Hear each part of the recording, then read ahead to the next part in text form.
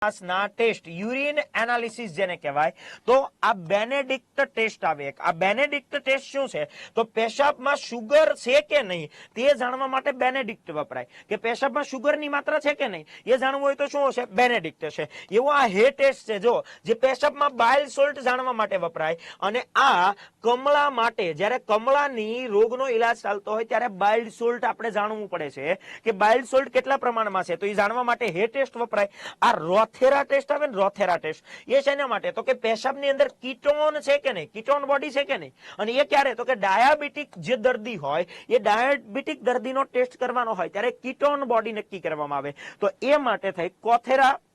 રોથેરા test છે અને એક સ્મિથ ટેસ્ટ આવે કે જે પેશાબમાં બાઇલ પિગમેન્ટ જાણવા માટે થઈને વપરાય આ કેટલાક યાદ ન રહે તો ગોખી મારજો કે પેશાબ તપાસવા માટે આ 4 બાબત યાદ રાખવાની બેનેડિક્ટ ટેસ્ટ આવે તો શુગર માપવા માટે છે હે ટેસ્ટ આવે તો બાઇલ સોલ્ટ માપવા માટે રોથેરા ટેસ્ટ આવે તો પેશાબમાં કીટોન બોડી માપવા માટે અને સ્મિથ ટેસ્ટ આવે તો પેશાબમાં બાઇલ પિગમેન્ટ માપવા માટે થઈ અને વાપરવામાં